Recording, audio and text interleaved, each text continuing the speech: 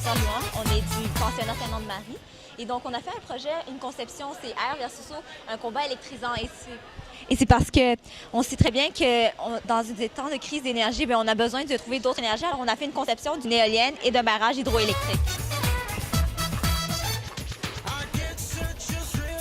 Avant d'entreprendre notre conception, on a fait des recherches sur notre sujet et ce qu'on a réalisé, c'est que ces deux principes avaient vraiment beaucoup de similitudes.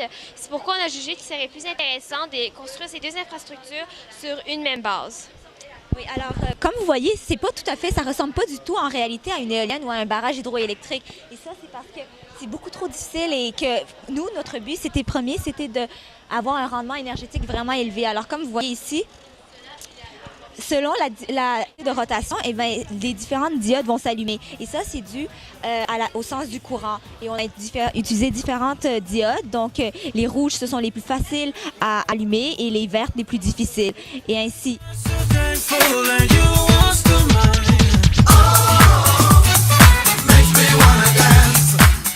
Comme vous pouvez le voir sur le schéma, on a ajouté plusieurs éléments qui sont habituellement pas sur les principes du barrage hydroélectrique et de l'éolienne. On a ajouté une courroie et une roue ici.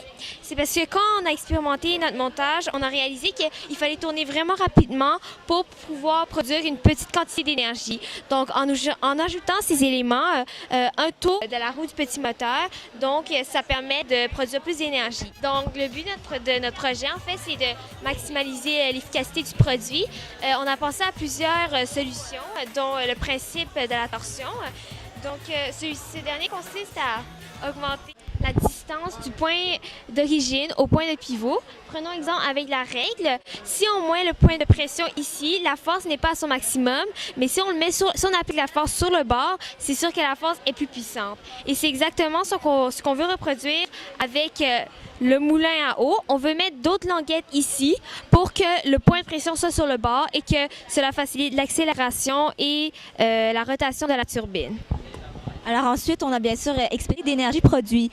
Et c'est qu'on comprend très bien que ce n'est pas en tant que tel la construction qui va faire la différence entre l'eau ou l'air, c'est réellement la ressource en tant que telle. Puisque l'eau il est évident que les molécules sont beaucoup plus serrées et que la force d'impact est beaucoup plus grande, tandis que l'air, les molécules sont plus distantes et donc la force est beaucoup plus moindre.